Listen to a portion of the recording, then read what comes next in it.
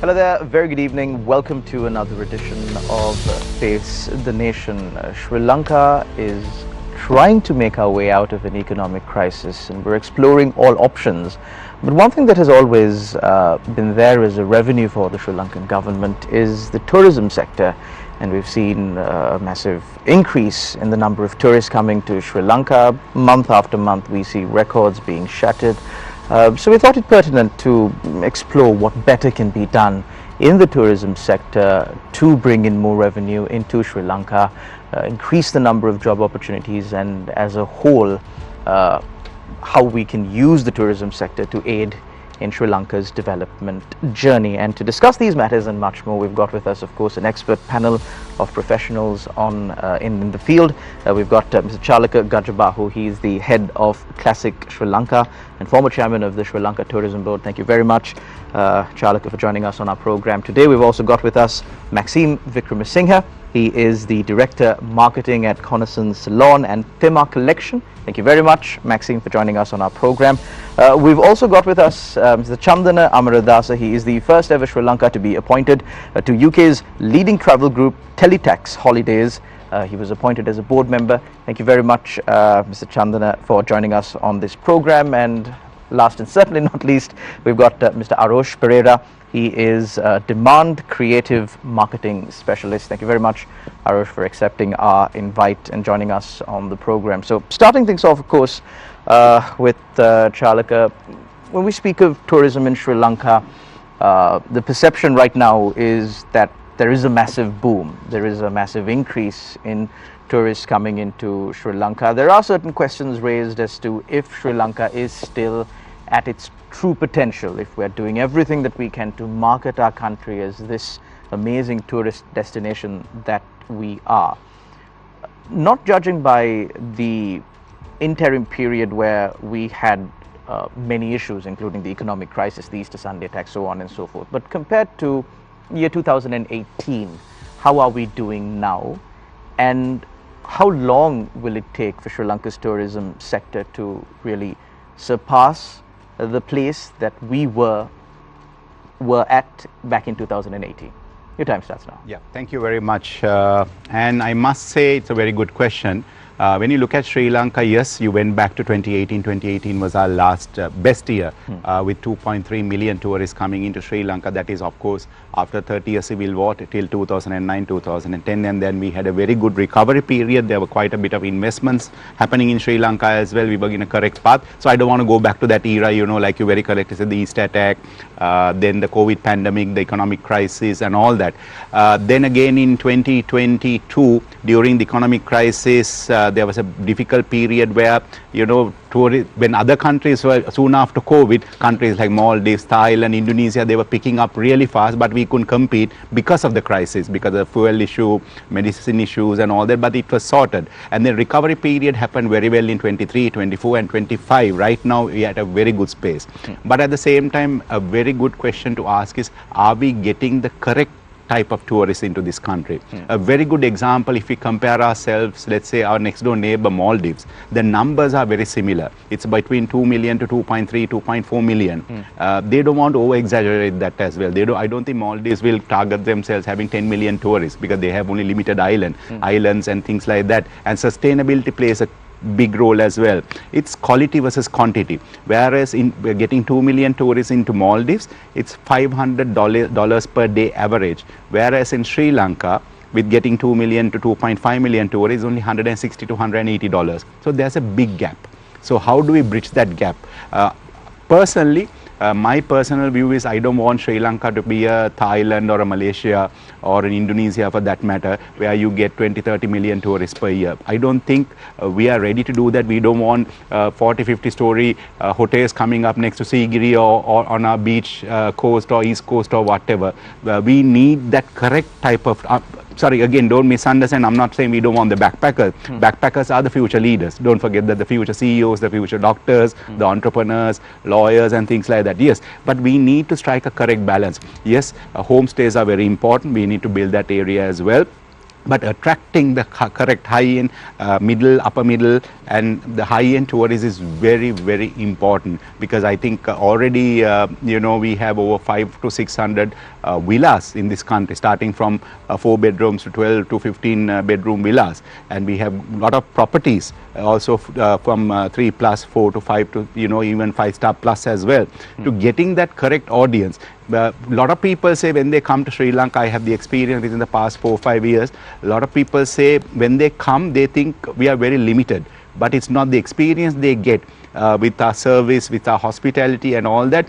They are saying we are having a 7-star holiday for a 3-star price. That shouldn't be the case, and we should not market ourselves as a budget destination. I can see a lot of influencers are coming and saying, I purchased this for $2, I purchased this for $3. I don't want personally to tourists to portray ourselves as a budget destination. We need to go to that higher level, again, quality versus quantity.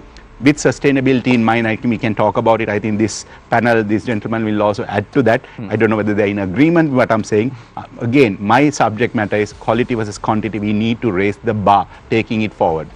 Thank you very much, Chalaka Gajabahu. We'll get into details or we'll delve into those arguments as we go on in our program today. And I move my attention to Maxime Wickramasinghe. Maxime, now, we've seen several communications coming out from the tourism board, various other institutions involved in the tourism sector, and there is sometimes a little bit of a backlash from the general public of Sri Lanka.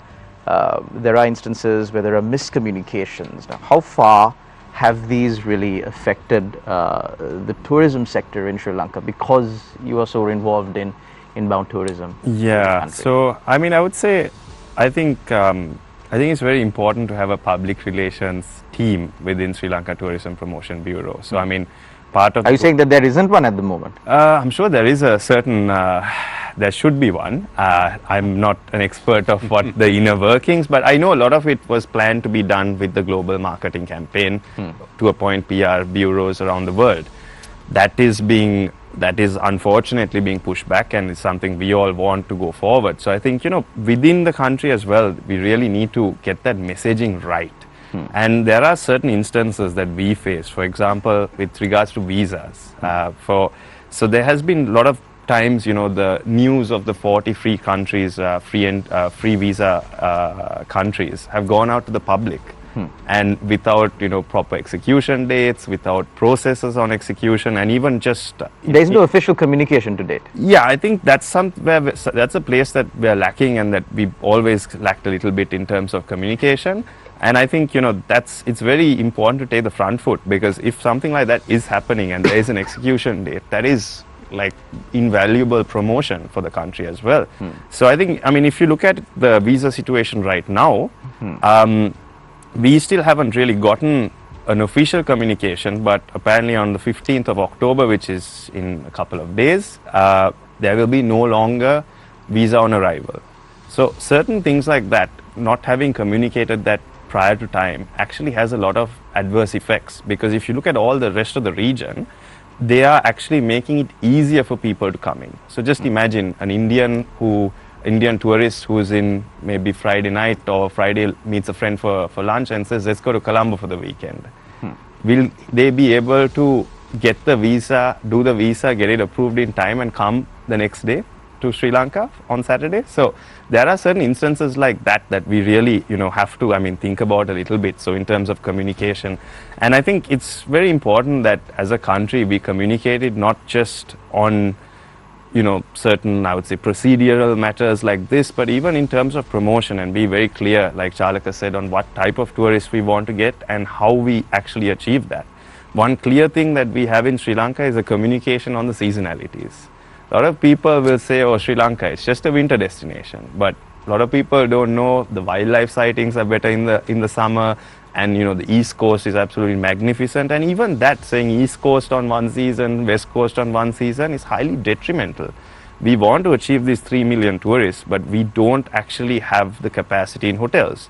So now if you look, even a lot of our hotels on certain days, and we are talking about cricket as well, we don't have those capacities like in the winter season. If you look January, February, March, I get calls all the time saying, can you squeeze this group in? And we just don't have it. And the idea is that we also have to really communicate very strongly on what we as a destination and break a little bit of these biases, not just on procedural things like visas, but also on our promotion, what we can offer, and what we can do as a country. And I think that communication is very, very important, and it's something that I hope the government and the promotion bureau will put it as key, and it's something that can be done locally. It doesn't have to be done internationally also. Thank you very much, Maxime. We now move our attention to Mr. Chandana Amaradasa. Chandana, speaking about the tourism sector in Sri Lanka, the government is banking a lot on the tourism sector to really contribute to the development of the country. There's a huge focus on the tourism sector at the moment, and the perception is that it's on a massive upward trend. But everybody forgets that tourism, if there is any sort of a global crisis, the first sector that usually gets hit is the tourism sector. We saw that during the Easter Sunday attack, we saw that during the COVID-19 pandemic, and looking at how things are going in the world, given the Russia-Ukraine war, several other uprisings in many other countries, in Asia itself, and the war in the Middle East, the United States getting involved there, it seems like the world is heading for another conflict season. So, do you think it is smart on the part of the government to bank so much on the tourism sector and invest so much on the tourism sector when, plainly put, the future of the tourism sector in Sri Lanka is highly dependent on these external factors? Do you think it's a smart bet? As you said, tourism is on the rise now. So it's going up. Numbers are going up. There are a couple of issues that country is facing. Number one is we do not have the capacity at the airport. So we need to enhance airport capacity to at least next couple of years to 30 million passengers to be handled. Right now, of course, I think 2018 we have handled about nearly about 12 million. So it's about out of 12 million, 2.3 was inbound. So that's what we have got, because we are sitting next to a giant in there. So there are a lot of transit movements enough. So unless otherwise we do not have a high quality, good airport where we can expect more frequencies to touch down. So you can't think about good numbers. That's number one. Number two is we need to have our airline, Sri Lankan Airlines, is bringing the highest number of tourists. I just checked the numbers just before I came. It's about 25% up until June being brought down by Sri Lankan Airlines. And number two was Indigo. Number three was Qatar. Number four was Emirates. So we are depending on loads of Middle Eastern carriers for us to have particularly our revenue markets such as Europe, UK, and those countries. And we have 53,000 odd room inventory, out of which only about 10,100 odd rooms are falling into the category of 4 and 5 stars. Right? And we do have small luxury villas, boutique, put together about 4,300 rooms. So 10,100 rooms are the ones having the highest demand, which means 4 and 5 star. Right? So it's a very small amount. Moving forward, very small amount when comparing it any other our regional competitors like Thailand, right? One of our biggest competitors going to be is Vietnam, right? So we do not have enough inventory. So what we need more investment. We need to enhance our capacity. We need to enhance capacity. We need to enhance quality capacity. We need to have a very qualitative approach to that. So unless otherwise we enhance those capacities, we will not have high quality revenue. And as Chalaka mentioned about per day spending in Maldives, it's about $500. It's an absolute dream for Sri Lanka to achieve $500 unless otherwise it's like we have a beautiful shop and we don't have products to sell. So it's 10,000, 14,000 kind of inventory is not there. 53,000 consists of 1 star to 5 star. Out of which that 10,000 odd rooms, half of them are located in Colombo. half of them are located in Western Province. So we need more rooms on the destinations such as on the beach, Kandy, Sigiriya, other cultural triangle destinations, hill destinations and all. But Chandana, my question to you is now, everybody's, you know, it's great if Sri Lanka can develop all of these sectors, tea, rubber, new exports, everything. It's amazing if Sri Lanka can develop in all of those sectors.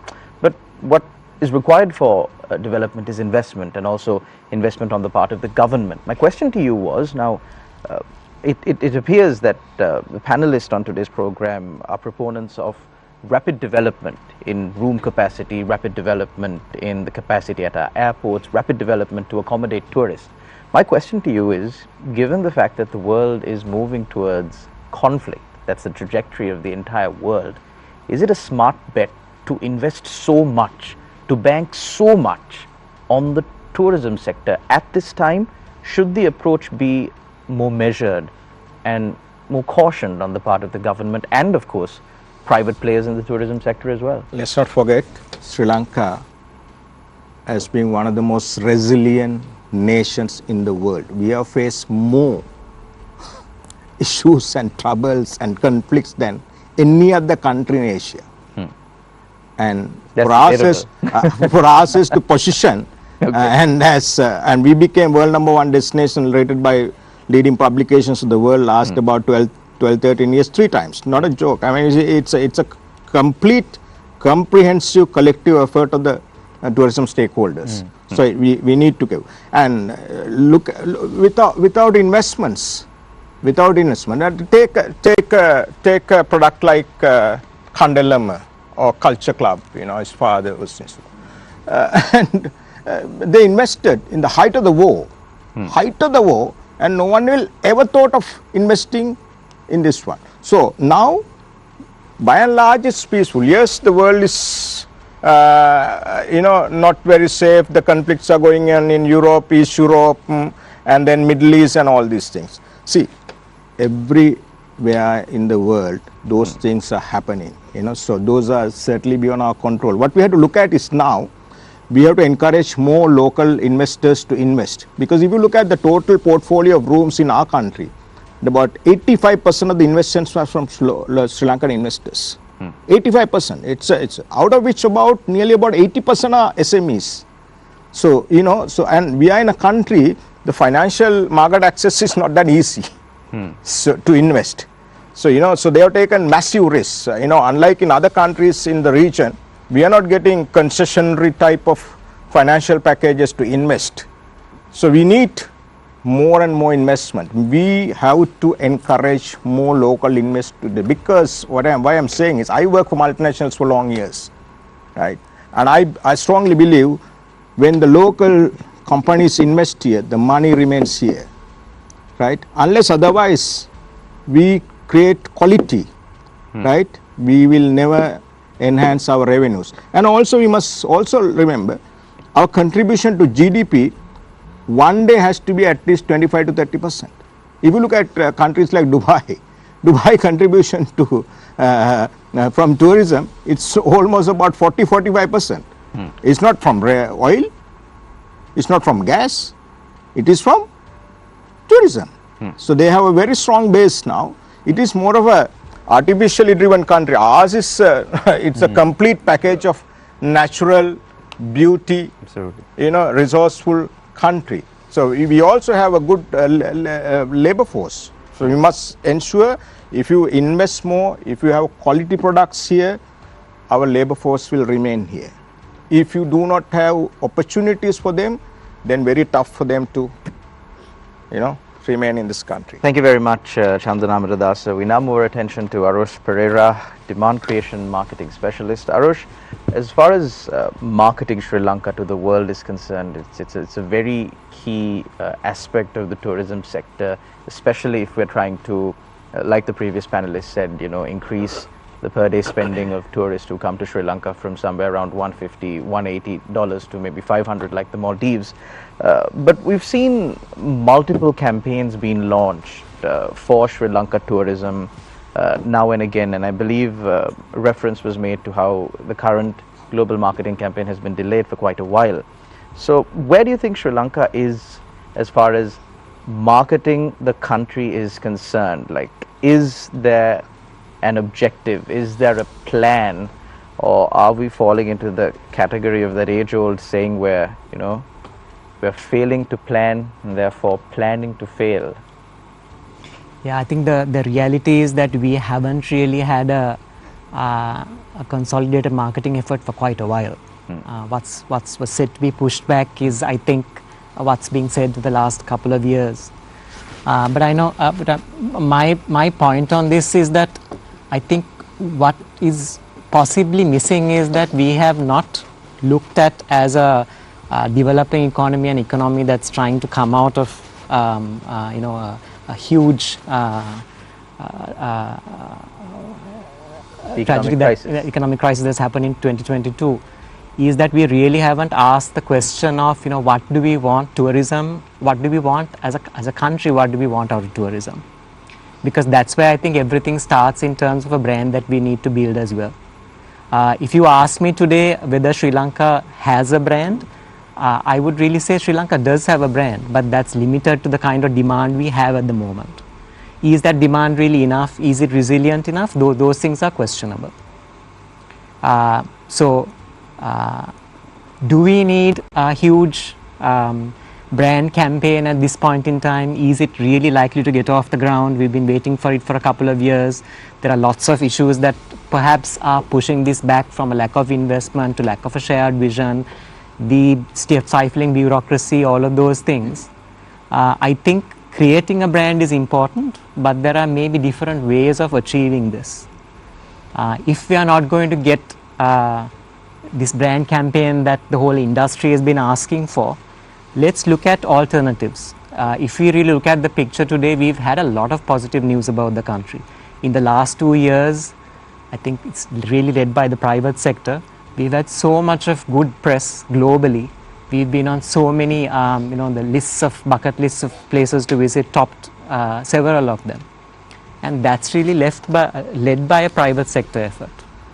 So I think there's something to be said about, should we get more of the private sector? Should we really incentivize, guide, upskill more of the private sector, the entrepreneurs that you spoke about, which is really lacking in scale right now, to really take our narrative to the world, if centralized campaigns are not really going to materialize in the short term. Thank you very much, Arosha Perera. We now move to the second round of today's program, the panel of journalists. The floor is open for your questions. On my right, Niresh Eliathambi, and on my left, Shihar Aniz. Niresh? Let me start with Chalaka, the airport situation. Now, it's quite critical, and we've been talking about BIA for, my goodness, the first plans I saw about BIA expansion was somewhere around 2009, and nothing happened. And I mean, that's 16 years ago. You gentlemen probably saw plans even before that.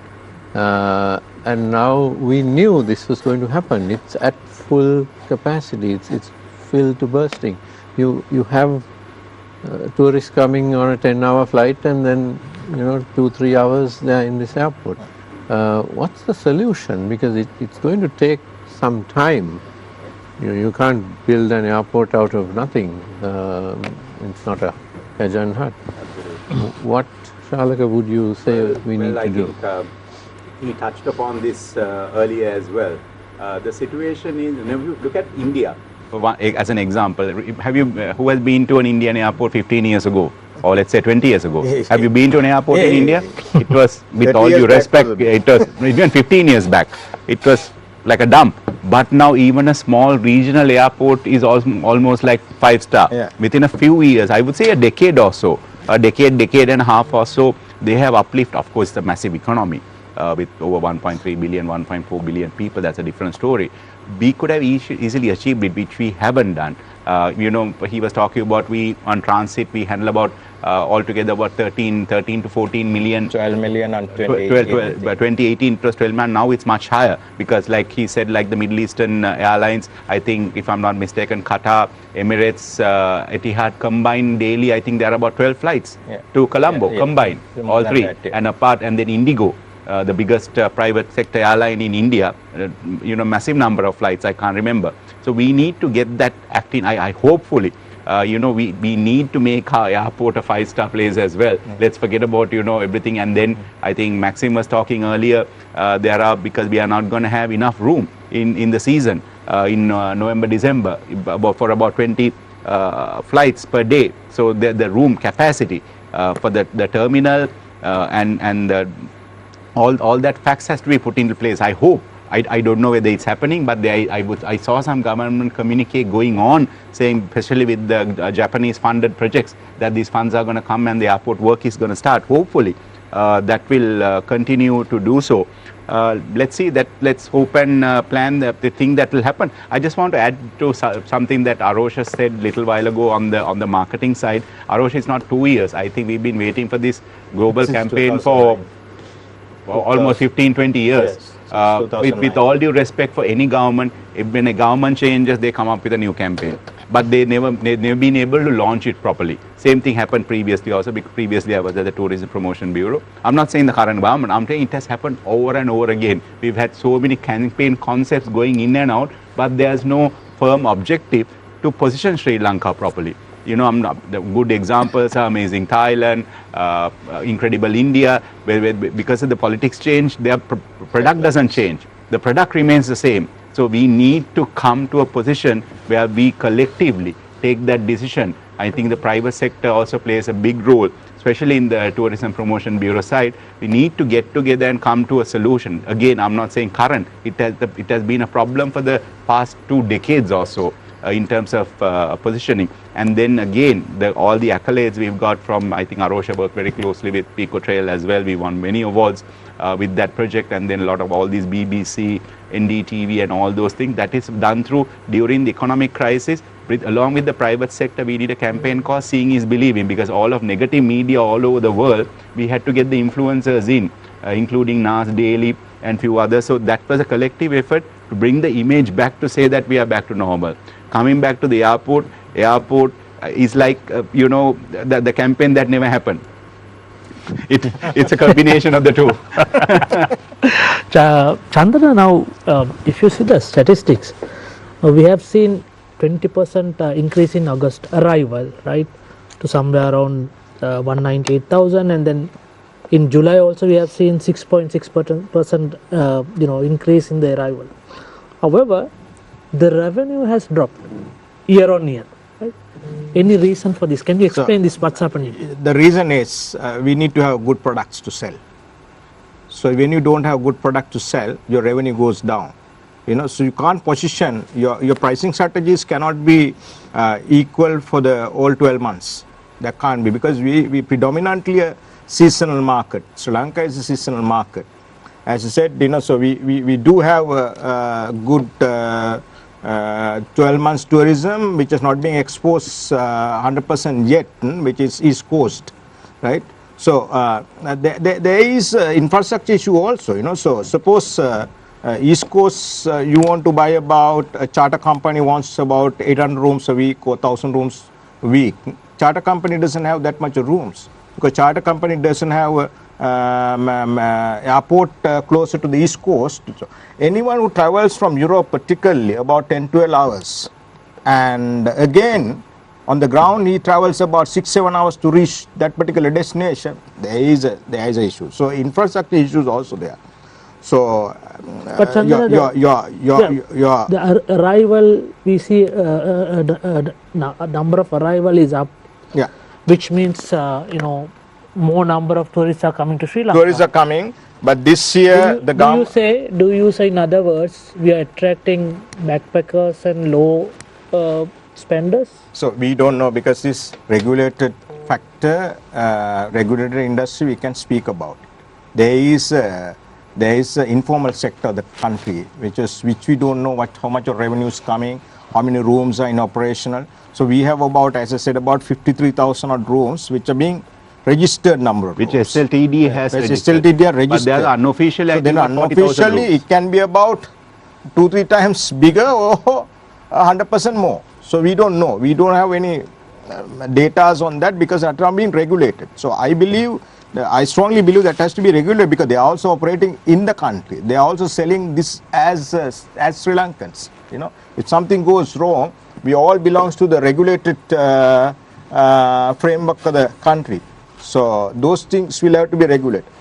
I said beginning of the year to the media, so government set a target about 3 million. I said 3 million cannot be achieved. So I strongly believe this year will end up with about 2.4 million tourists, which is a sizable and a satisfactory number and a good recovery, I believe. Absolutely. But what you are saying is the revenue factor, as I mentioned earlier, unless otherwise you enhance quality capacity, 4-star, 5-star, small luxury, these 3 segments, right, moving forward. So revenue enhancement, we can always talk about 4 billion, 3.5 billion, 3.7 billion. If you want to talk about 6 billion, 8 billion, 10 billion, and also GDP contribution to GDP about 20%, 25% on tourism, then of course you must have capacity enhancement on 4-star, 5-star, luxury category. Those 3 are fundamentally important. If you don't do that, so that's why I said we cannot wait till the foreign investors to come to our country to invest. It's a very tough task because there's a lot of negative publicity going around across the globe, and since we do not have a campaign we have been waiting for since 2009, so we simply can't wait. So what we do now, we must have local entrepreneurs to encourage to invest. So what is one of the main biggest barriers for investment is lands. Lands. So who owns the lands in the country? Lands in the country are owned by the government. So we don't need lands always in secret. There are a lot of other areas that we must open up to the market. Haputali, Hatton, right? Tangol whole stretch, and Pasikuda, Arugambe. There's untapped areas, so much of untapped areas in the country. We must open up. We must add to. And just my good friend, his father, gone and open up a hotel in Ampara area, absolute rural. That's about this one. No one will ever thought of investing in that area. Now slowly, there's another company invested, right? And they enhance from 10, 15 rooms to 20 now. So then that means there's a growth. So new destinations adding to the portfolio of Sri Lanka is a must. So we should not go on the traditional basis of, right, South Beach, Kandy, Sigiri, Yahala. We have how many national parks we have? 8, 10, 20. So 26, there is 26 ample national opportunities in this country. So we must allow this one. If the local entrepreneurs don't invest, when local entrepreneurs invest, foreigners will follow. Foreigners will follow. I think I want to just add to that also. I think there's definitely that is definitely a big issue. Like we are always ready to invest, take risks, and go to these places, but there is definitely a land issue. There's definitely also a problem in terms of investment on financing, and I think also there is a lack of know-how because there are investors investing in hotels, but they don't have sometimes a knowledge on how to run a hotel, how to design a hotel. Sometimes, less is more. You might as well, instead of doing 30 rooms, you have a small plot, you want to do 30 rooms, you do 5 rooms, you make it eco-friendly, you bring a concept, an idea to it. And I think that's really where, a little bit of guidance and a little bit of ideas have to go in on how exactly we create. And I think that's also sometimes maybe a government job. Regulatory bodies. Exactly. Because if you look at a place like Alla now, all our top tourists, Alla used to be the place to be, but now it's kind of overcrowded. Those beautiful views you had from Mountain Hotel, they are covered by another hotel in front. You go to Nine Arch Bridge, before all you saw was beautiful greenery, now you see all the shops coming out, which has a good point to it as well. But if we don't really create these areas, create these exclusive areas, and then again market them as well, because all we see now is backpackers, YouTubers coming, blogging, showing a side of Sri Lanka, which is lovely. I mean, it's a good side of Sri Lanka, but like Chalaka said, it's like, oh, look, I have stayed for $10 a night. Look how nice. I mean, it's good. It's showing that there is that homestay market, but we have not done anything other than the private sector that's investing on their own to show their own products, to show that these products are there in Sri Lanka. I think the products are there to a certain extent. We need more, but we also need the government to invest to help promote and tell the stories of a different side of Sri Lanka. Because, I mean, you look at a very high value tourism proposition, which is wildlife tourism. People around the world will spend big money. But now in Sri Lanka, it's become like a half a day stop to do a safari. You go to Africa, even India for that matter. Absolutely huge. You spend 2-3 days on safari. Here we expect to do 3 hours of safari and see a leopard, see an elephant, see everything. You can do those things. But the problem is, if everyone starts going into a particular niche, now you have Yala that's overrun. You have people that want to get away from Yala. And the people that, and you have, that's probably where you have the highest value hotels in Sri Lanka. Those hotels, I mean, they're doing quite well, I think. But, they have also certain of those hotels that have opened have had issues, because the experience you have there is not related to the quality. You pay $1,000 a night, and then you're queuing with 45 jeeps to get into the park. So, we also have to really understand what are we doing with our products. We have certain high value segments like that, and if we don't really, protect these places. Now Vilpattu is coming up. So what is your recommendation? What do you charge higher for Yala entrance? Do No, you I think restrict the number per day. What do you do? Absolutely. I think you have to start restricting numbers per day, and you have to also designate it, right? Like now a lot of cruise ships are starting to come to Sri Lanka. They will dock in Hambantota and go to Yala. So imagine 300 people go to Yala from a cruise ship. More than that sometimes. Sometimes more than that, absolutely. So, Yala, there are so many parts of that park. Lunugam Vera is also known as Yala. So maybe you can designate. Yala has so many entrances. I heard. For example, Kumana is block 2 of Yala.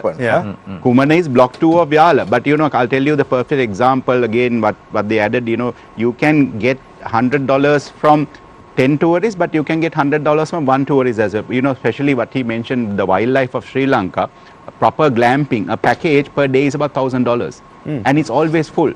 So we need the correct people. We need to, like he said, the 4 to 5 star and the glamping and the villas and all that. We don't need 20 million tourists coming into Sri Lanka. We can do that with 3, 4, 5 million max. 5 million is, I'm saying, for Sri Lanka. My personal opinion is 5 million in Sri Lanka. That's a max, but that 5 million has to be at that rate. So that correct investment coming in, but correct position of we are spending time is very important. Now we are going to build international cricket stadium in Jaffna. But how many hotel rooms we have in Jaffna? South India, it's next door. Right now, Palali Airport is going to be international airport. We have, I think to my knowledge, properly there's only 1 4-star hotel in Jaffna, if I'm not mistaken. One or two. One or two, proper.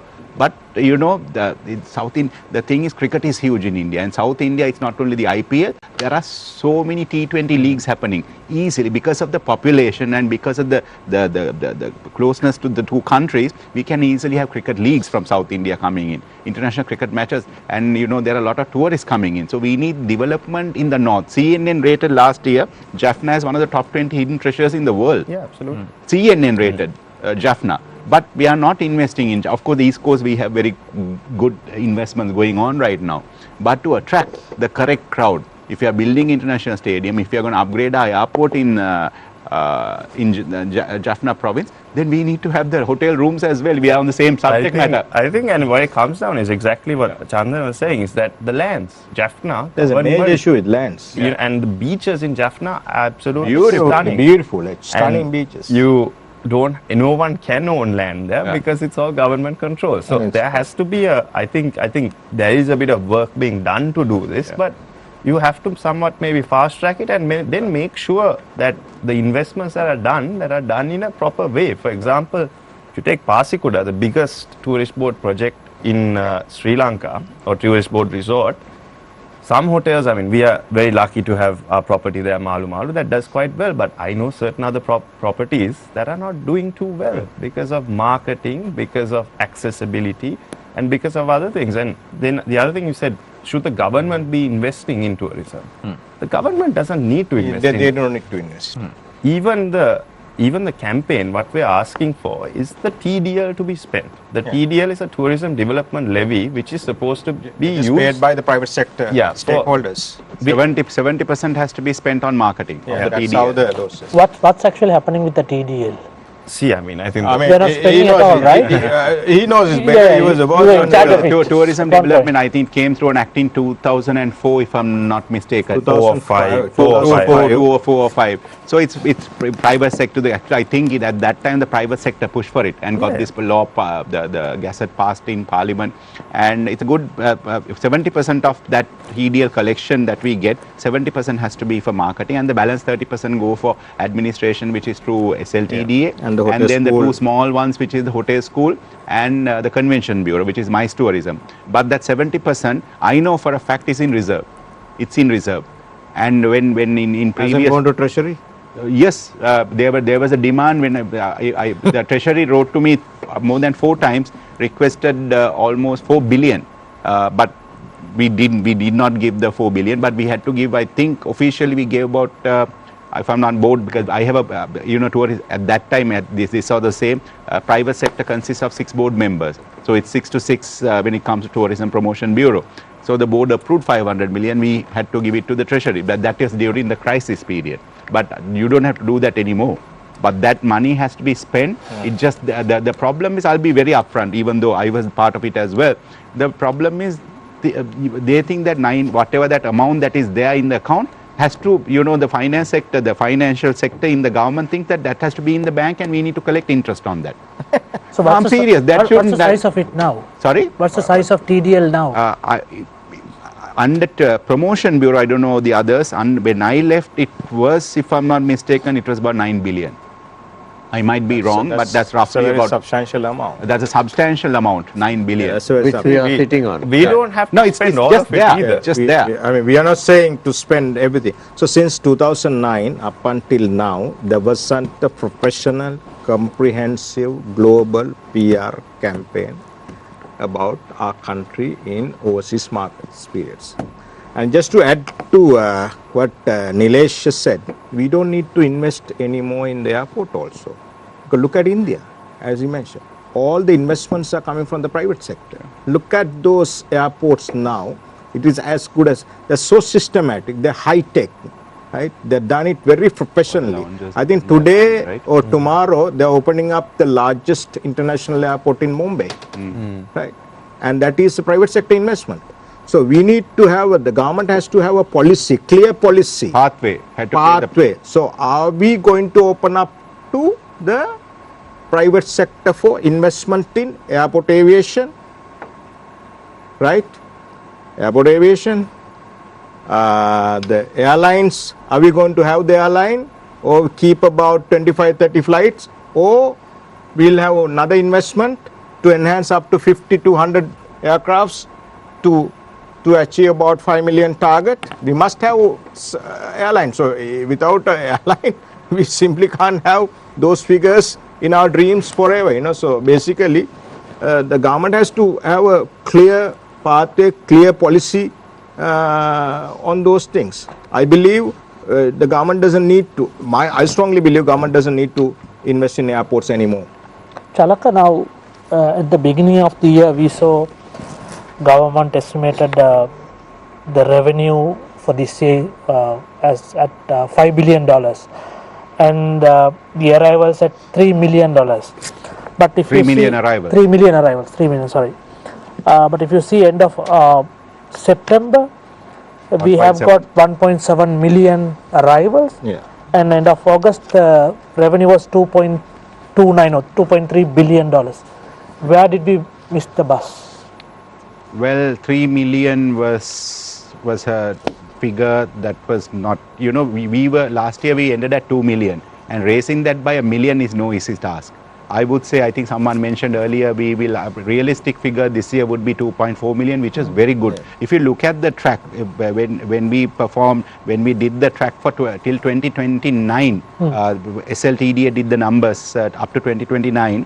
The target at 2029, we were going to end up with 5 million. And actually this year's figure on that was 2.4 or 2.5 million. I think with the new, of course, with the new policy change, they would have had a target, but 3 million, no way that we are going to achieve.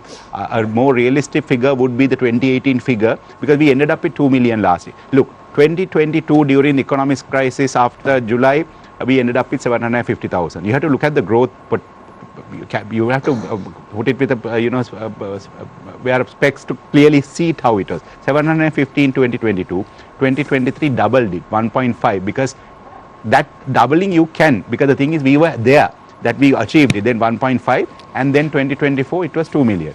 So raising that by another 400 to 500,000 is more practical rather than saying million. Just because you win awards all over the world for the past 3-4 years doesn't mean that the number of tourists are going to come by another million. You need a connectivity, you need a campaign properly targeting. Look, in this day and age, it's not difficult to do a campaign.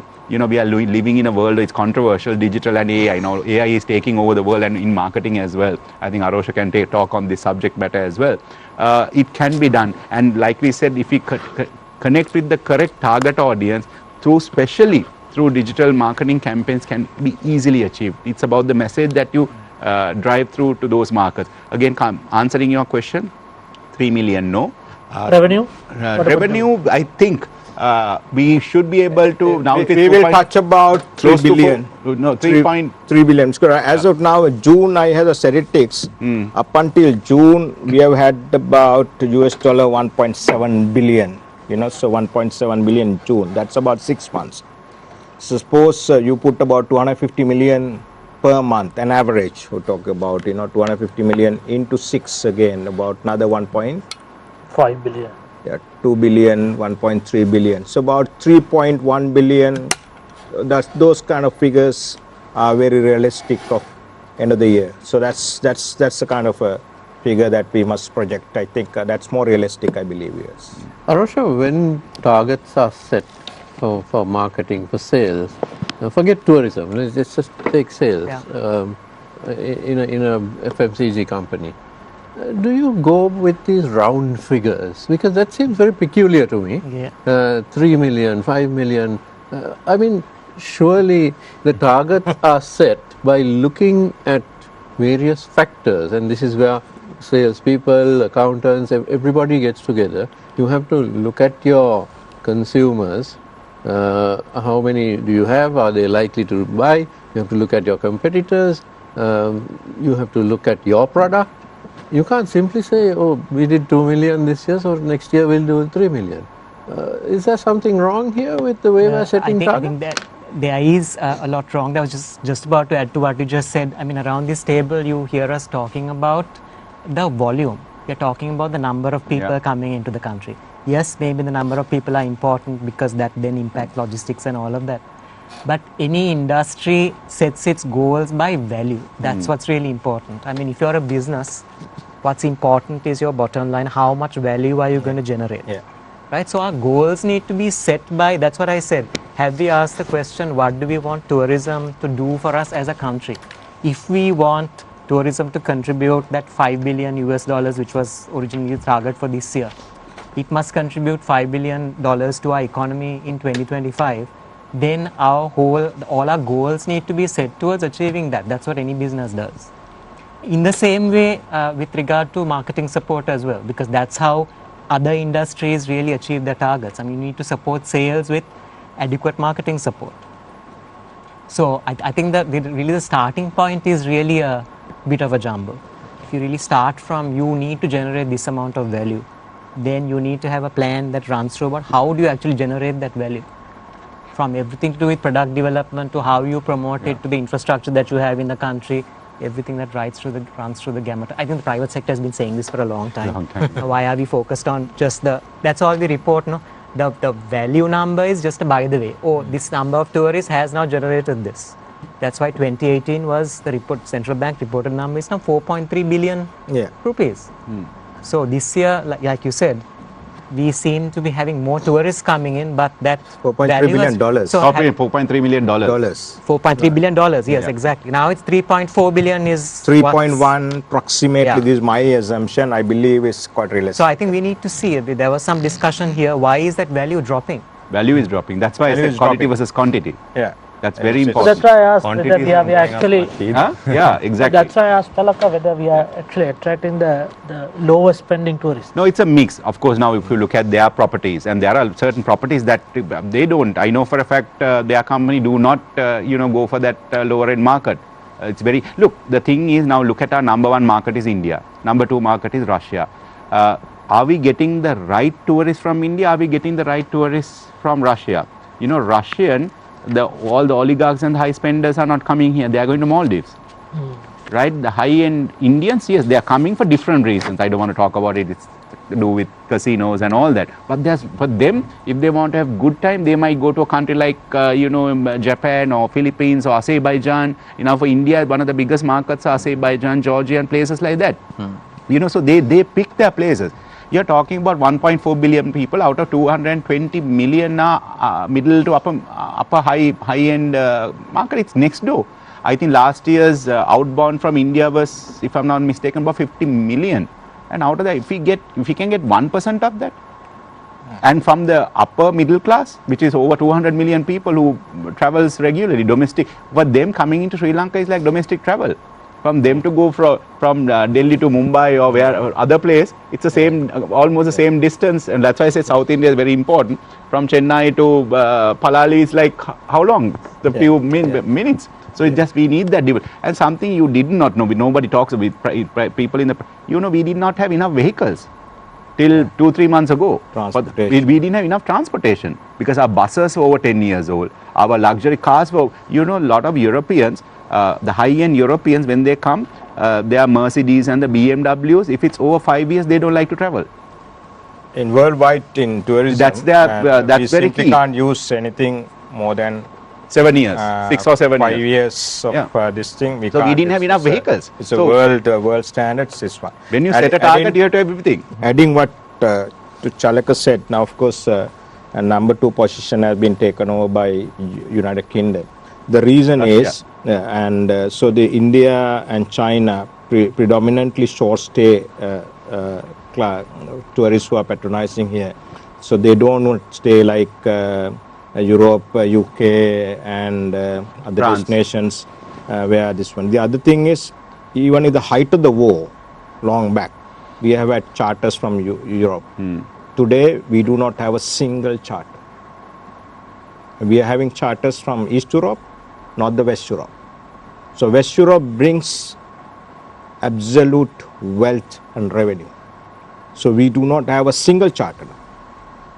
Right? So if you look at the numbers, right, and always they dominated our numbers, they dominated our revenues. Traditionally is the case, but the things are shifting towards other thing, Russia, India. So, but basically, if you look at the numbers, we need to ensure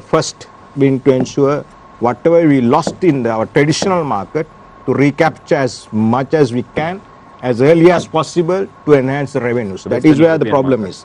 So if you look at the numbers I have here, up until September 30th, the latest what I got was 1.7 million tourists. So UK is touching number 2 now, about 1,61,000 or something. Russia is about 1,22,000. Germany was our number 2 market Earlier. because Germany used to have about at least 10-15 charters in the height of the war. We don't have a single charter coming from there. So the numbers are being, they had the trust on the destination even during the troubled time. Now we have peace, we have stability, and we don't have numbers coming from there. Yeah, I think to add to that also, I think we're talking about capacity issues. A big issue we face as a company is the guides. There's always like a big discourse within DMCs and sometimes the guides as well, but there is a real lack of numbers of guides of foreign speaking markets. We work very closely with the French and Spanish markets, and we know that we are not touching the capacity that we really could be touching, especially when you look at, you know, getting the higher spending clients. Higher spending clients, they don't want to go in a group tour. They want a private guide. They want the best of hotels. And during the season, we have to refuse those clients because we already have groups.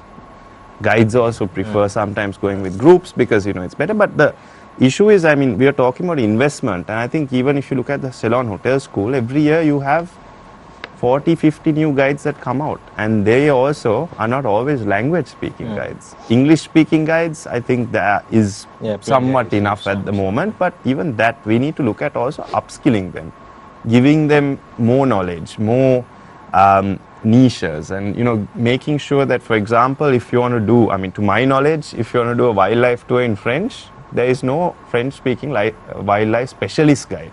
There's a few that might know a little bit, but there's no real specialist guide in that. And I think, you know, those are the investments that we really have to do. I think per year we need to be putting out maybe 200-300 guides, and of that maybe, you know, Hindi speaking guides, Russian speaking guides, French, Spanish.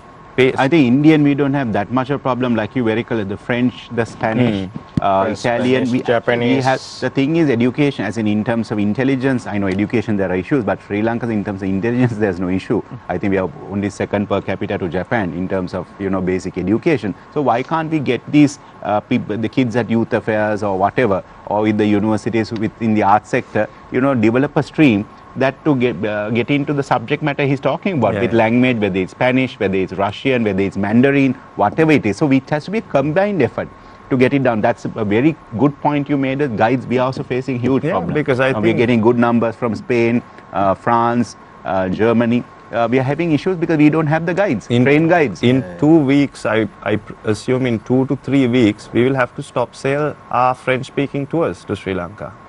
Stop sale means if you speak English and you can manage with the English speaking guide, you can come. Otherwise, come try next year. The other thing is touch upon, people hardly talk about the hotel school. It's one of the most important institutions in our country. Without hotel school, we simply can't move forward with tourism. You know, that is out of the question. So look at the state of the hotel school now, and I simply invite you all as a responsible media institution to patronize there. See the hotel school by yourself. See the state of the hotel school, right? So I myself qualified from there anyway, so look at that. And that's a school has given absolute life to the entire industry of the country. Their graduates are virtually managing 80% of the country's hotels and hospitality sector. And they manage all the modern trade here, right? And they manage multinational food companies. And that's kind of a school, look, you go there. And also the lecturers, you simply can't get a high quality lecturer now, unlike in our days, because he will not come for this kind of lower salaries package. They will not come because legal barriers are there. As I remember Chalaka, so Chalaka had legal barriers because you simply can't recognize someone, give a good increment and promote someone. So there's a lot of legal barriers. That's why I said even last time, this law has to be amended. It has to be amended because if the law is there and obstructing all these things, if we can't move forward, what's the point of having laws? So we must amend it. You know, we must amend it. When there's to amend, we have to amend it. So basically, and also the lecturers' exposure. Those days, students and lecturers, we used to have, they go to Lausanne, they go to Hague, you know, so they have cross-exposure and all. Right now, having money, now we have good funds. We have much better funds than in the history of the hotel school, right? Having funds, we failed to do a comprehensive global campaign.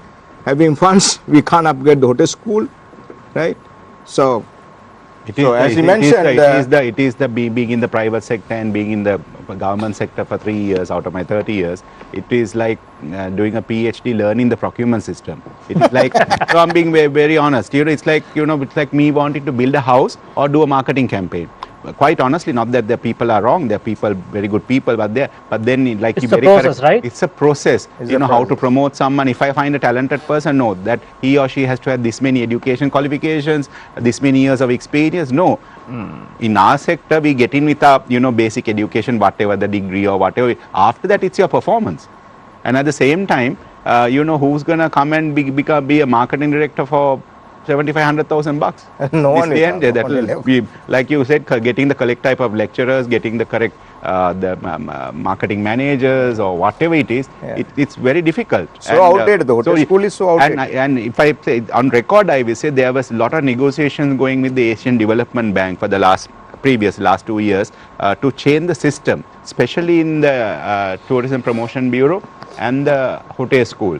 The Asian Development Bank was willing to do certain things. I don't want to talk about, but there was almost there was some discussion that was going on.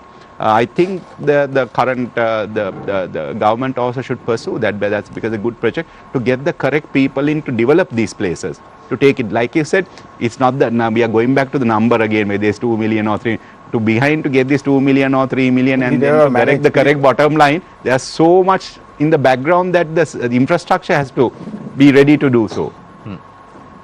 So, but again, it circles back to the question that I posed at the opening round. Is it all of this investment and all of that, does it have to be done expeditiously, or should it be more phased out given the current situation globally? I think certain things have to be done quite fast. Yeah, quite fast. Because, even a global marketing, and Chalaka touched on it, you don't have to go internationally. You have so many companies that are whizzes at social media and digital marketing in Sri Lanka. Yeah. Like, to touch anywhere, like Chalaka said, you can start in Sri Lanka, give them some budgets, try them out, have KPIs, and see how it's working.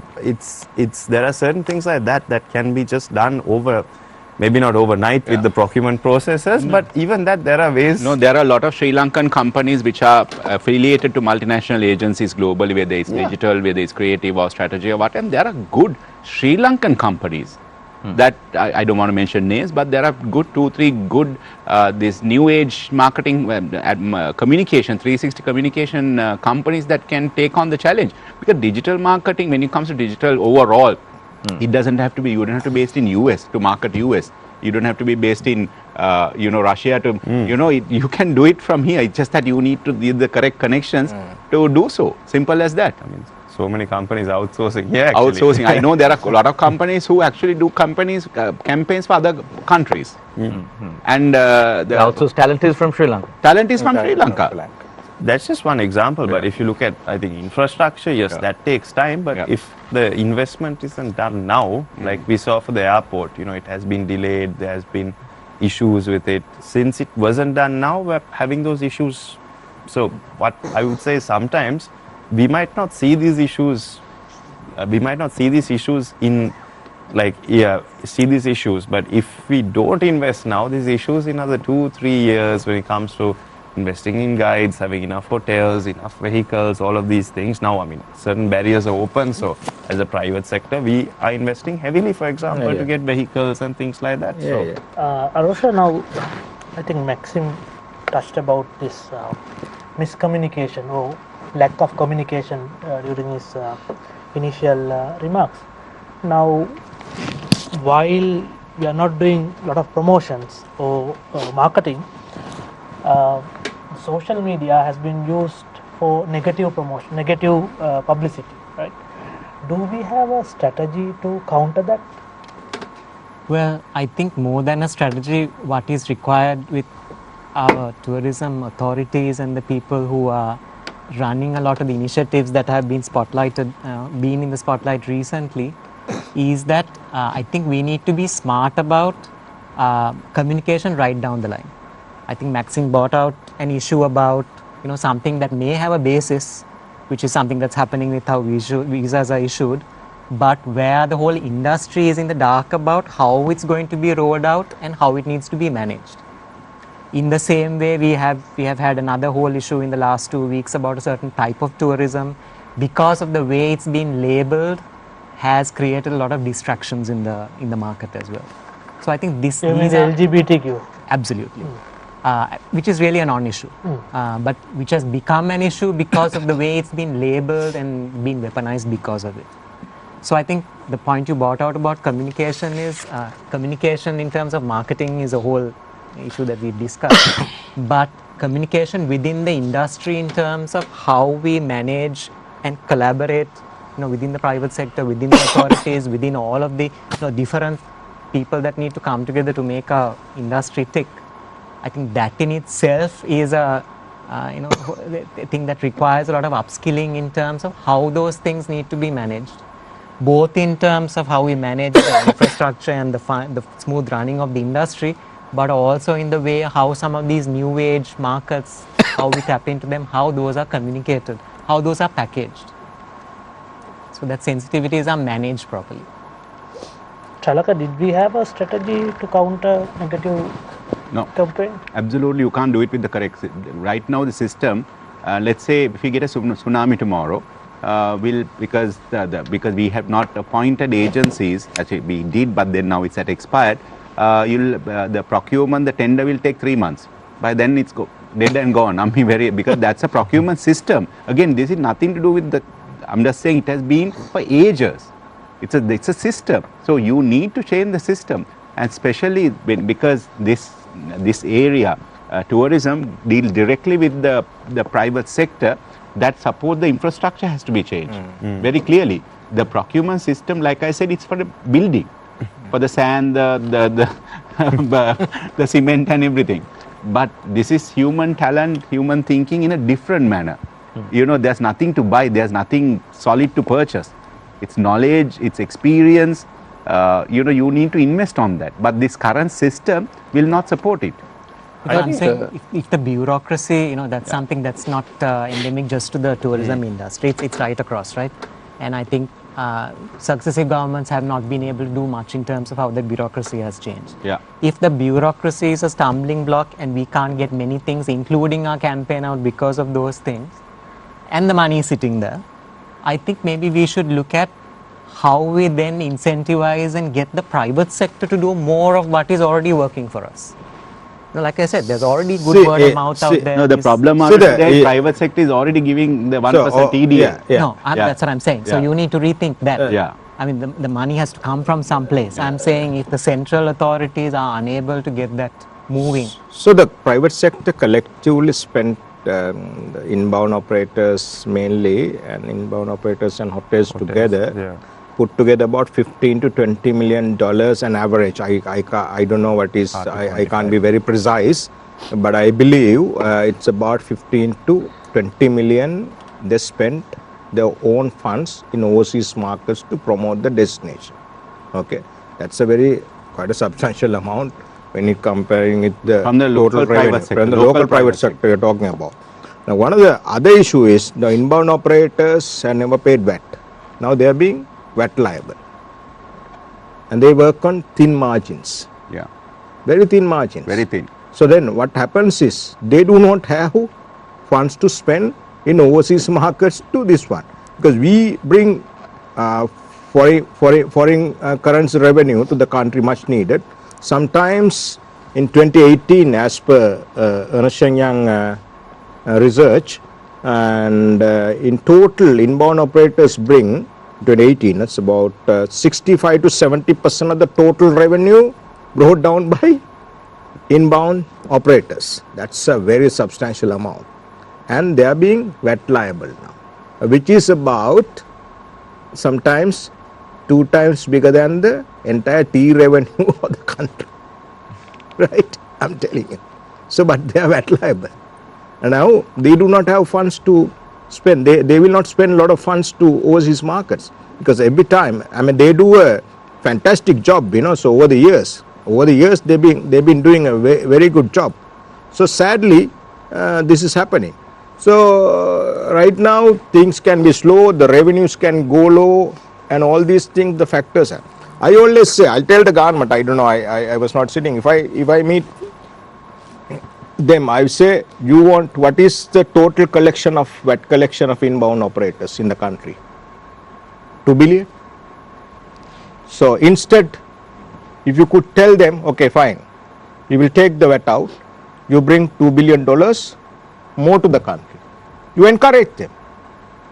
You say But I that, believe on a practical implication of that goes against kind of the Yeah. policies that were policies. policy decisions that were taken by the government Yeah. not to But I think have this haphazard tax system where certain industries are VAT exempt and certain others So are. I'll bring you something taxed on very that. interesting on that, right? So one of our biggest competitions are online travel agencies, Yeah. OTAs. OTAs. So the digital VAT on Digital Services Act was going to be passed, right? So for example, a OTA like Booking.com, they are very smart in the way they operate. They only invoice the hotel for their commission portion. And firstly, the issue is that they don't pay any VAT Any in VAT, Sri nothing. Lanka, and we are sometimes competing with them on that. Yeah. But they're also very smart that some of them, like Airbnb and Expedia, will invoice the total value, so they will pay VAT on the total value. Other OTAs will only invoice the hotel, not the client, the commission amount. So again, there's And the client pays the hotel. yes. Client pays the hotel. So there's a bit of a leakage there. So I think, we're talking about revenues, and we said, I think we need 15% of GDP there. But of course, there's a risk factor there, right? I mean, if the client pays the hotel, then the payment comes on arrival, Yes. not upon booking. No, the hotels can charge pre-authorized on credit cards. Okay. They can. Okay. And if not, I think there is a mechanism depending on cancellation policies where you can booking.com, or there is a little mechanism, but there is a risk there as well. So what I'm saying is, with 60-70% of the business coming from DMCs, it's important to create that level playing field also. Very important. Because, and the other thing also is within DMCs, because there is a threshold, there are certain people that, that don't fall in the VAT threshold. So there is sometimes, we also feel that there's a lot of undercutting that goes, and certain companies that do things they're right, desperate. get all their money to Sri Lanka, do it like that, do it properly. We face the fact that certain people might be collecting money abroad and bringing it. There is talk. There is some legality to that. There is nothing illegal about that from the way I see it. Like I think there is some legality to doing that. But there are other issues like that also that come when you want to create that equal playing field. Same comes for hotels. There's a lot of people dodging their VAT, dodging their taxes. We know that they're making 60 million or whatever the threshold is. We know when, if, as a company. Report them to the IRD. See, I think honestly that's probably what we'll have to start doing now, because it's hard also, because DMCs, what we do is we do a very important job in Sri Lanka. We are the ones that legally hire guides, chauffeurs. We get a lot of people, package the hotels together, but we also push people to go to these different areas in Sri Lanka. If not, all people will do is go and follow their influencer or read a blog and do the same typical tourist route. Yeah. Because as DMCs, we have that power to actually push people to go to these new places, go to all these community-based tourism projects that don't have the money or the capability of promoting themselves online. Now you can do it a bit better with, TripAdvisor and all these things. But, there's such an important role that I think we play as DMCs, and I just want to touch on that, because I think sometimes that is not always recognized in Sri Lanka. A lot of people think that tourism is just hotels. And that's something that we are also trying to change, because it's very important, because if we want to get that high quality and that good quality paying tourists, most of them want all of those services there. So we need to make sure also to protect the companies. If we could have some time for a question from one of our viewers now. Maxime, you were speaking about, increasing room capacity, increasing the capacity of the airport, so on and so forth. There's a question in from one of our viewers saying that, well, there was less infrastructure in 2018 and the revenue was much, much higher. Now, arguably and comparatively, there are much more hotels, much more infrastructure, much higher room capacity. So technically, based on a very, very basic premise, your argument doesn't really stand. Like, why do we have more now but less revenue? Yeah, so that's a very good question, right? So I think, again, the marketing needs to happen. I think also in terms of revenue, it's not always captured, because we were discussing, we're also not really quite sure how the central bank comes with these numbers. there's a lot more It's illegal. another numbers issue, is it? It could be. I mean, On another point, 2018 versus after 2021, 22, after the economic crisis, don't forget for the past, now it's not anywhere, especially 22, 23, the hotels had to drop their prices drastically to get the numbers. Yeah, yeah. Don't forget that $150 room went for $50. Yes. And There was certain a packages were very done, desperate especially situation. for the Eastern European market, all inclusive $50. From all day refreshments to drinks to everything. Even 4-star, 5-star hotels had to do that because of COVID. break even. Not even break even, just to pay their salaries. Just to go Just on. to keep the momentum going. The momentum going. So there is a bit of an argument. Yes, you can say 2018 we had 2.3 million and we had 4.3 billion or whatever the number was. Yes, it dropped. Because don't forget the dollar fluctuation. All of a sudden, dollar was 200. Now finally we finished at now 300, as if it went up to 370 rupees or whatever. Don't forget, it can be a simple question. You can't compare. So you have to look at the background to it as well. Now hotels are going into a certain level. And again, when it comes to DMCs also, you have to, earlier question also in there, I think recently in Parliament also, there was a bit of a talk going on about these booking platforms. The money is not coming into Sri Lanka, it's going directly to other countries. Actually, previously, there was a concept that was discussed, if we want to, because there is a bit of a conflict between I also represent DMC. But, you have to understand, new generation is going online. Yes, still the more mature audience still likes to come with a DMC or whatever. But then we need to get ready for the future as well.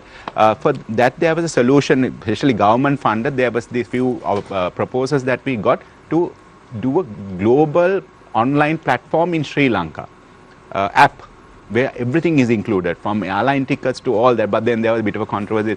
Certain parts of the private sector didn't agree to that, saying that they might lose revenue, because don't forget what he touched upon the point. Now I also represent, we work on very small margins, so that we need to safeguard that as well. But we need to come up with a clear platform to solve that out, because we are going into a new generation. A new generation, very soon everything will be not even on a phone, it might be in your hand or whatever it is. It might be a chip inside. Who thought? Overall, laughed at Arthur C. Clarke, but now everything is coming to reality. The overall tourism revenues are concerned, is the second highest net revenue earner in our country. Yes. After foreign remittances of people who are working overseas, right? And that because that money remains here. Larger portion, I would say massive portion, remains here like remittances. Any other sector, like you take exports, generally at least about 30% goes out for their raw material purchases and various other purchases and so on. So tourism, the beauty is that has the best money circulation in the world. I mean, you can't match any other industry in the world with, when it comes to money circulation, directly or indirectly. Even the fellow who sells something at the street, on the street, you get something out of tourism. That's number one. Other thing is, a lot of people don't talk about the supply chain of our country. We have a supply chain. They are also supplying to the hotels, particularly beverage suppliers, right? Meat suppliers, right? Seafood suppliers, right? And also linen suppliers. When you run a hotel, they're saying pin up to the aeroplane being outsourced. They're saying in the world, So everything we purchase from outside. So what happens when the government policies changes? It affects the entire cost scenario of the hotel. Entire cost scenario of the hotel. So what happens then? The hotels are also desperate to pitch and grab the business what is available in the market to sustain themselves, to manage their hotels day-to-day basis. So those are very important factors which we should not forget actually. there is a major contribution being done by suppliers, in the country, and these are mostly local suppliers. Very few multinational suppliers also here, like Beverage. I don't like to mention names and also, but they do a good job. Over the years, with all difficulties, they have done a good job, to be honest. I think just to wrap that point up, I think there are, I think also, it's very hard to do a study, but there's a lot of homestays and a lot of guest houses that have come up in that time, which is honestly a very brilliant thing, because that money goes right into the local villages. For example, if even we go and invest in a village, we're not from that village maybe, and so that is a really beautiful thing. But that is again where a bit of promotion and a bit of pitching higher levels, and even maybe pitching, processes and how to create things, and a bit of capacity building within the people, even in the villages who are willing to invest to bring in tourism, might actually work to help them get from $20 to $40. There is a lot of things that can be done, and we say that a lot of backpackers and all of that come, and that's amazing that they come. We can't ignore them, but if you start getting the higher value and people start seeing Sri Lanka as a higher value destination, then they will also be able to increase their rate up. Absolutely. So that's the entire idea. It's that not only the big companies will benefit, everyone in that value chain will benefit. And with SLTD also for homestays, there was a project to train them, and going into that. I remember we got certain university groups from countries like Japan, South Korea, coming and staying in their homestays with their lecturers. Now that's future building. It's not backpackers, but kind of different segment. You're talking about from Japan and South Korea and places like university students, the future leaders. Coming into Sri Lanka, getting that experience, and there's a debate on this. Directly or indirectly, out of our 22 million population, tourism, the benefit goes to roughly about 3 million. That's unofficial, the number. 3 million from a local dependents, farmer, approximately. Dependents.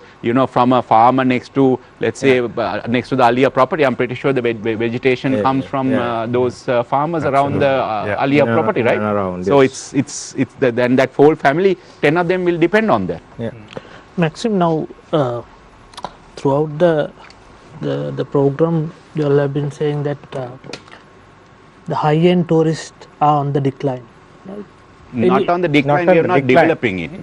We are not pushing for it. We are not pushing. In the sense, what's the market share like for high-end tourists? So if you look at the numbers, high-end tourists are the ones you are talking about, the luxury category. What's the I think luxury category rooms to I don't know, I can't be very precise. So basically, do we have other standards? Like now we're talking about increasing high-end tourists, but solving half of the problem is knowing what the problem is and knowing what we're looking at. So what is a high-end tourist? How much do you have to spend to be a high-end tourist?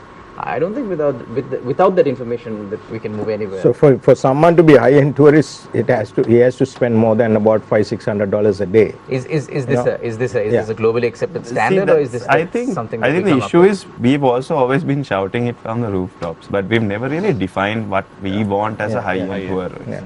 Do we want someone just to sit on a beach? Do we want someone to move around? If it's maybe sit on the beach, then we have to also look at the hotels we have and the hotels we need to develop to attract that type of tourists. So that kind of R&D doesn't really happen. That's not Sri Lanka's cup of tea. That category probably about the category of the inventory I'm talking about, the high event selling about 600 and above, can be about 750 to 800 rooms in the country. So that is that low you're talking about. And for you to enhance the revenue, as I mentioned earlier, so those categories, the inventory will have to be enhanced. So we must encourage more and more investors to invest on those categories. There's another area as well. It's not only the hotel. Now again I will go back to Maldives. What can you do in Maldives? It's only the hotel, it's only the property, it's only the beach, nothing else. They don't benefit from, gems, tea, tourists go shopping, or having a fruit juice on the road, or having a kottu somewhere. It is, it's a combined effort overall. Sri Lanka has all that to offer. Like I always quote, I think I said this at the last program also, we are a studio. not that I said it, Steven Spielberg said it, Harrison Ford said it when they said Indiana Jones and the Temple of the Doom in Sri Lanka. It's a mini studio in an island. We have everything to offer. We are 365 days. We shouldn't be calling it season or off season. It's not a winter destination.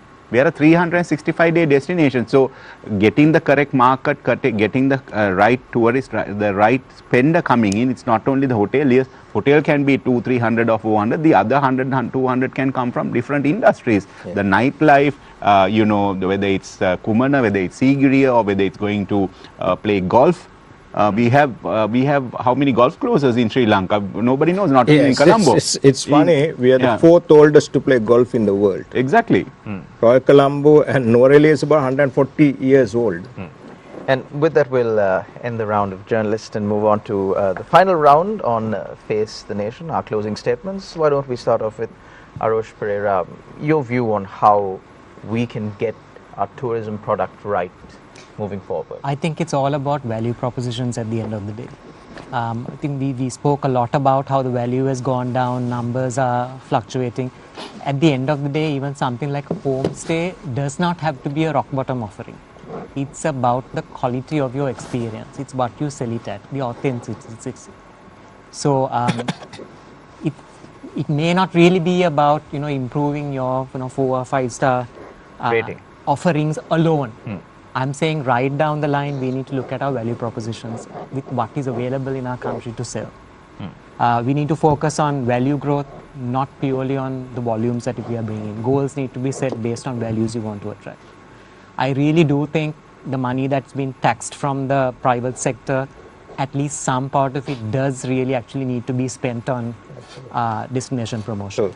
If the central authority perhaps is unable to do it for some reason other than the blocks regarding the money, I mean, if it's a bureaucracy, then I think the private sector needs to be incentivized. Obviously, they're not going to use more of their own money.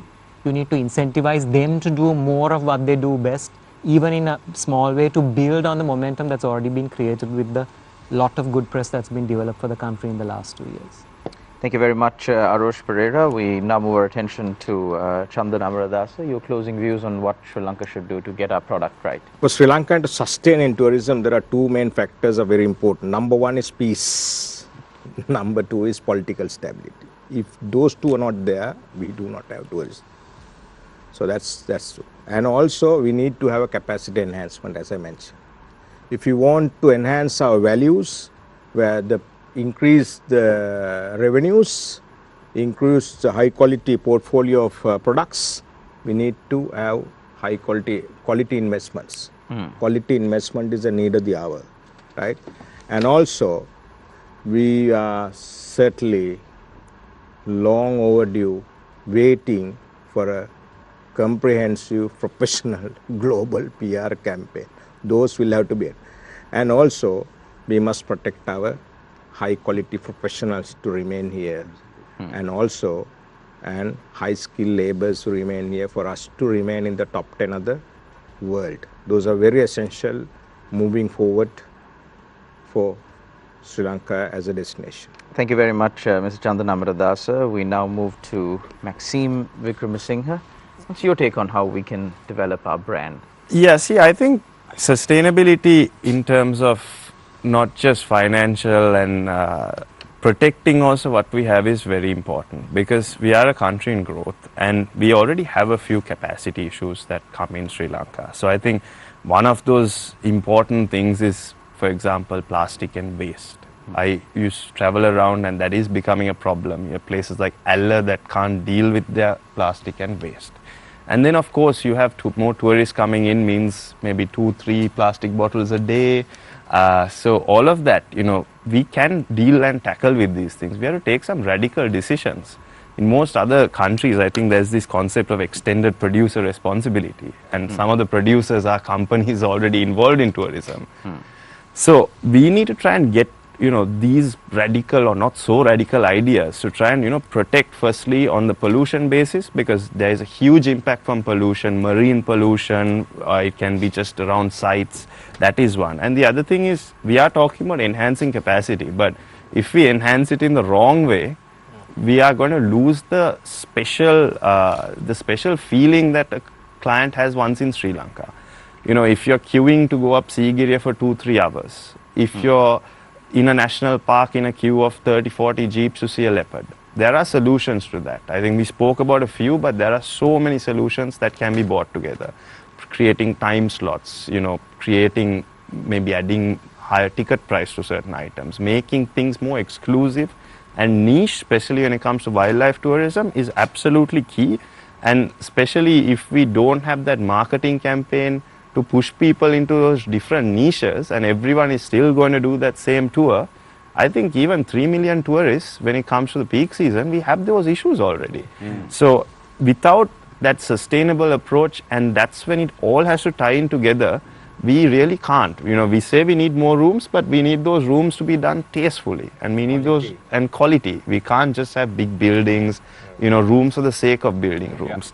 So I think that for me is also extremely important. I think all the other points were touched on, and if we really don't protect what we have, we can maybe do well for 5-10 years, and then, you know, we'll start seeing declines that maybe... Don't forget what happened to Bali, Yeah. Goa to an extent. Yeah. Now Mirissa is called 2.0 of Goa.